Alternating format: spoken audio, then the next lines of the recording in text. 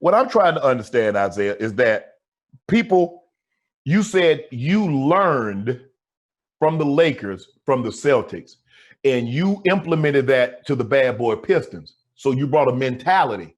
Mm-hmm. So why do people criticize you for the type of basketball that your team played? Do they not remember the Celtics and the Lakers snatching each other out the sky? Do they not remember them knocking each other in the front row? Why is it that the bad boy Pistons get this label, but pretend like the Lakers and the Celtics were playing such beautiful basketball when they were just as physical, and you learned that style of play because you felt the only way that you could beat the bully was to bully the bully? Well, what the bad boy Pistons also did was we stepped out of the sports arena and we started critiquing society from a race, class, gender, sport. So we started talking about race. Mm-hmm. We started talking about all the things that the champions talk about when coming from all community. When the champion gets the mic, he or she has to speak for what's going on inside the community. Right. So you have the voice, so you speak for the voiceless. Right. Well, the things that I was saying at that particular time about critiquing our industry, about we needed more officials who were of color like us. Mm-hmm. We needed more coaches who were colored like us. Mm-hmm. And by the way, the media that was covering us at that time, if you remember, females weren't allowed to even cover the sport. Right. They were just breaking into the sport. Mm-hmm. It was really all white male men, right, who covered all sport. Mm-hmm. And the perspective that they had of us and of me was all the public read. Now, I grew up on the west side of Chicago, and we just chronicled my whole, childhood and everything else. The first time I was called a thug,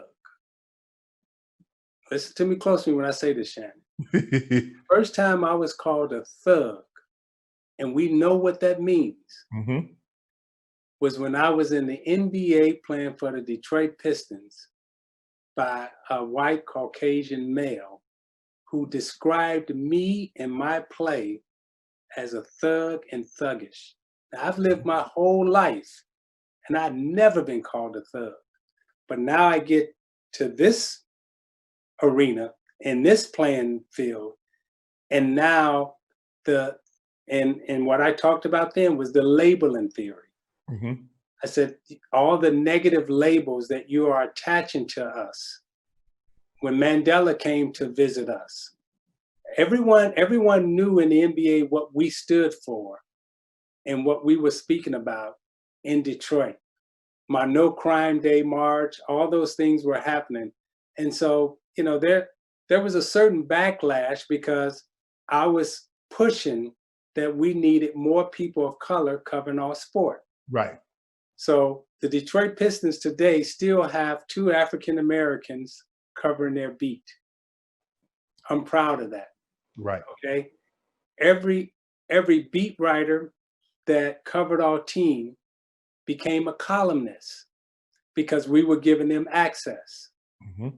So when you look back at what we were doing in the sport, and then me being the president of the Players Association, deregulating agents, putting in agent certifications, and giving the players back their money. Because if you remember, Shannon, remember all them stories of, oh, this player went broke, what happened to all their money?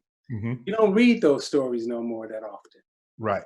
Because the agents were taking 20% of the players' money off the top, and then they were taking 50% of endorsements, tax-free.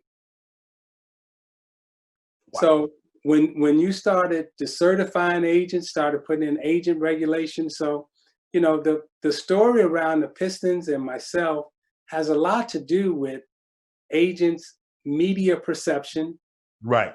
Media talk about us, And so we kind of get pushed to the side. Because you can only use narrative out there that's very false about us. Right, because the person that's writing the story about you and the person that's reading it, if they don't know you well, this person is writing about him. This is what he's saying about him. It must be true. At that time, yeah, because there was no Zoom, there Right. was no internet. The only way you could get your voice out was to sit and talk to someone who had to interpret what you were saying. Right. Then they would write it. Right. Then it would get edited again. Right. So depending on what the editor or the writer wanted you to say, that's exactly what you said. Right. So your agency as a person, your ability to communicate, that was all sectioned off. So when this thing came along, internet, Zoom, technology, everything, okay, now you can speak for yourself.